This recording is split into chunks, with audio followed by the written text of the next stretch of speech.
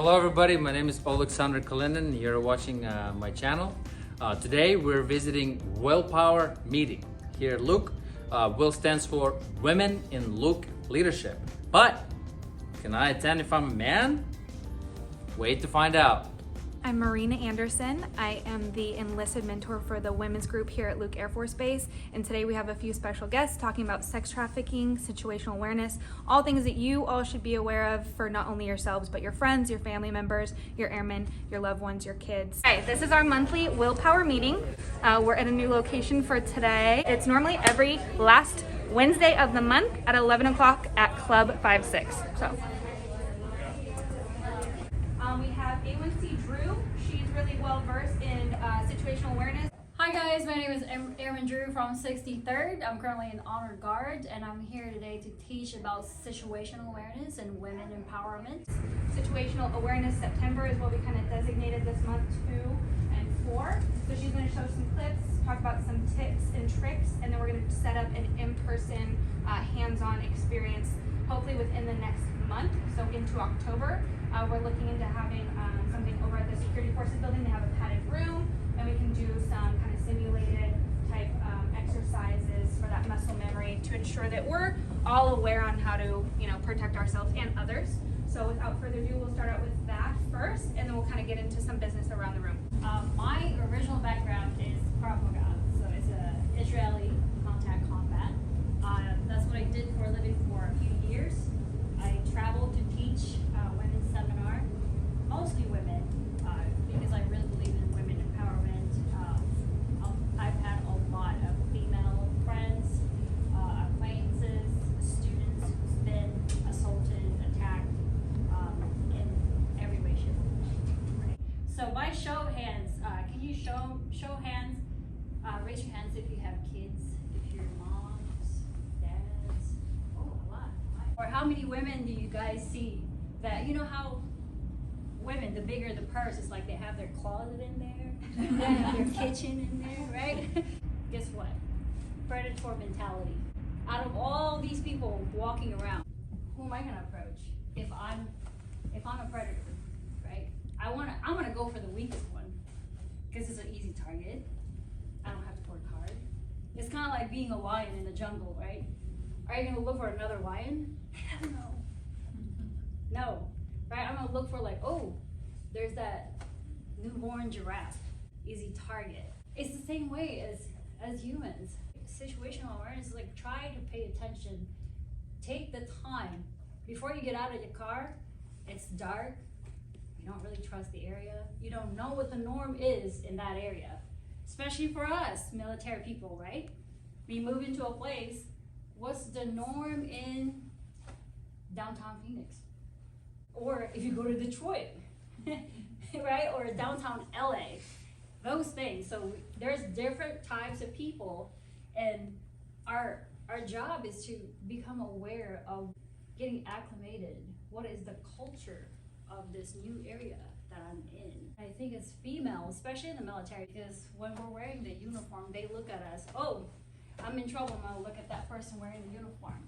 I'm gonna show you like a short video, and I just want you to pay attention to the female and what's going on around her.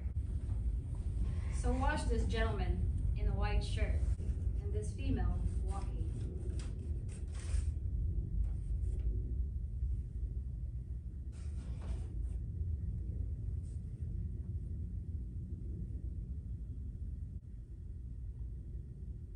And bystander.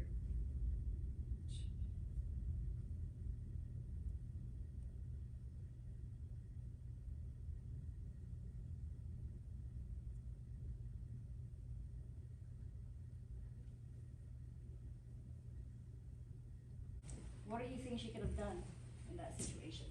I probably wouldn't have even gotten gas at night. Right? Exactly. I mean, but if she would have spent at least 10 seconds in her car and just watched what's going on, watch your your mirrors on the side, rear view, before you get out. If you don't feel comfortable, don't go out. Go to another gas station. These things is happening more and more in this country. everywhere really, right?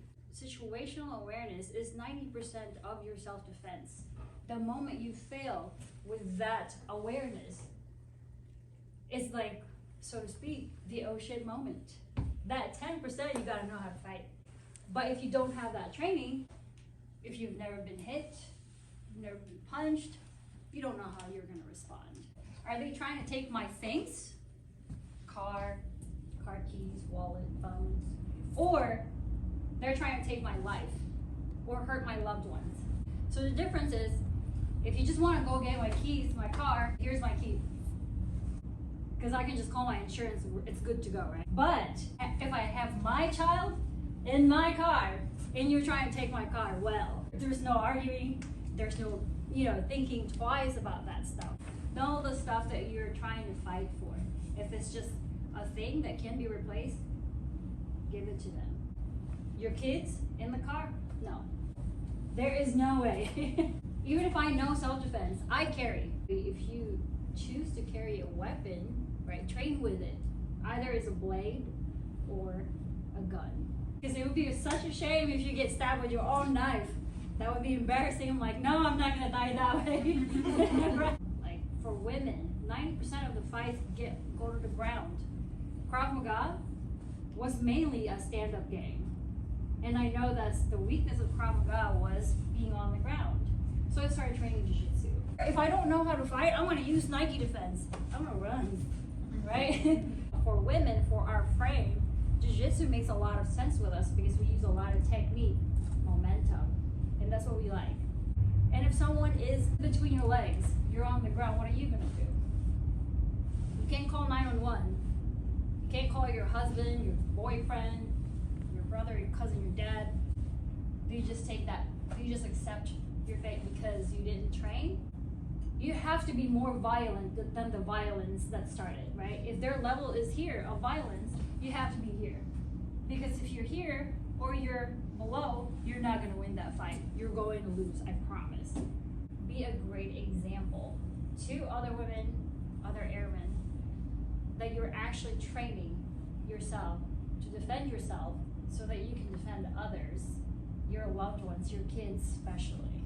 They watch, they're very, very smart. I gave my daughter a tactical pen. I taught her how to use it, taught her how to box. So she's heavy-handed, I was happy. I'm like, I did something right, right?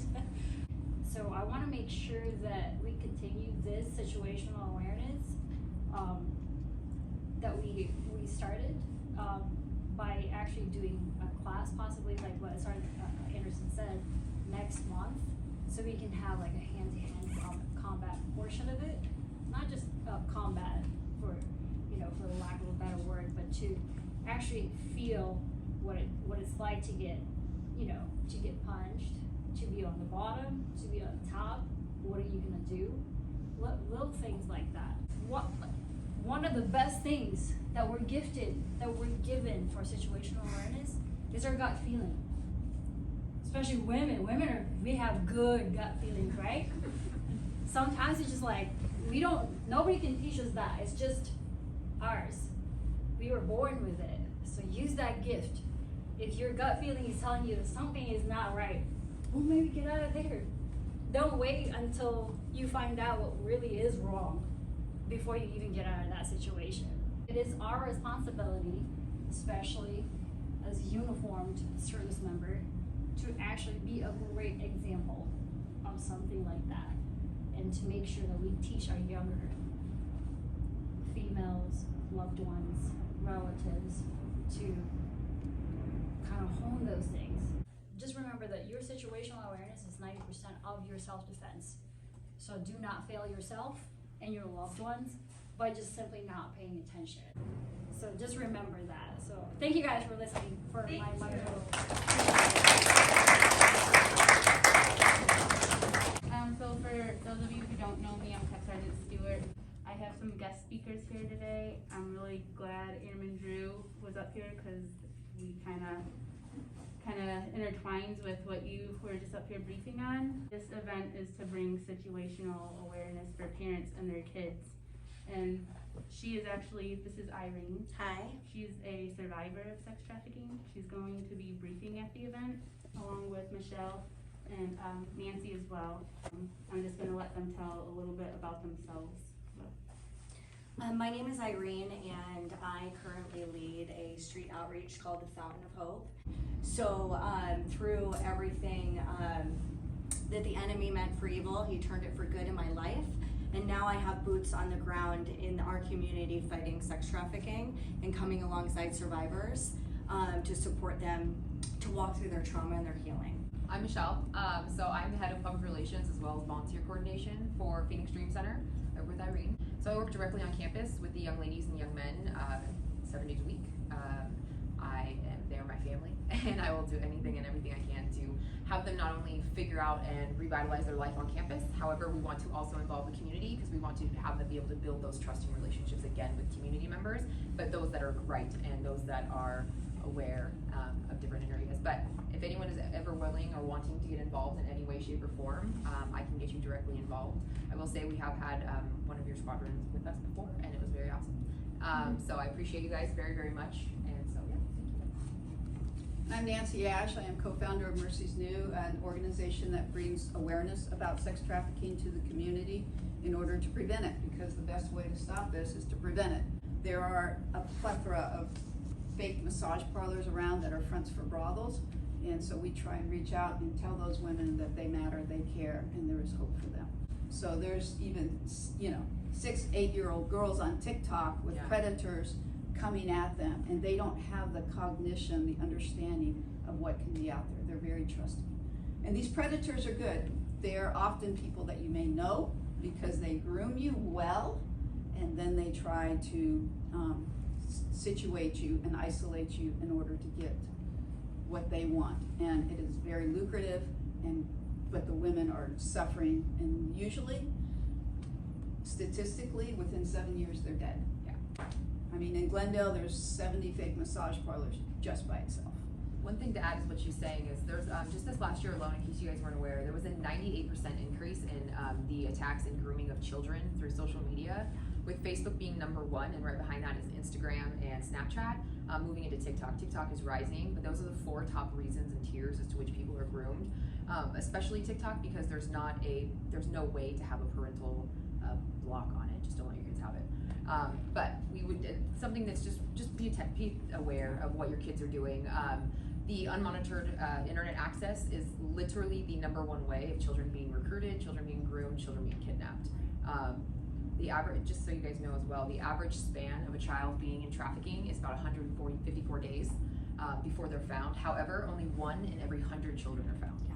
So that's 99% of them are never found or recovered. Yeah. Because like she said, the 1 out of the 99, right? And those are really tough numbers that we're fighting. So I just want to thank you for just your heart and wanting to do this, and it's becoming a reality. Thank you. Thank Yeah. you for being here. Thank you, Tam. Thank you guys. Thank you guys. Around the room, any updates with our LOEs? Sir, Yes, hi, Cesar Garoppolo from Diversity and Inclusion Office. I also work closely with the line of effort of the Will for the lactation room. Just a heads up, we were able to secure between 2 or 3 new pods for the upcoming year. But that's coming. I'll bring you more news, but that's almost in the bag. So that's we're exciting. doing some progress now. Cool, thank you. We have a SharePoint now. That's new. If you are not on the distro and want to be added, Sergeant Sawmiller, raise your hand for me. She is our lovely secretary, one of 2. She can get your information, add you to the distro. We're still trying to change the name for that from Wit to Will, so there's no confusion. With that being said, if there's nothing else, ma'am, do you have anything? Okay, cool. We can end this right meow, and then if you all want to talk and hang out, thank you so much for coming. Thank you so much for briefing, and there will be more to come for the hands-on portion of the situational awareness and what is the proper term? Self-defense. Okay, cool. All right, thank you all for coming. Bring a friend next time. Thank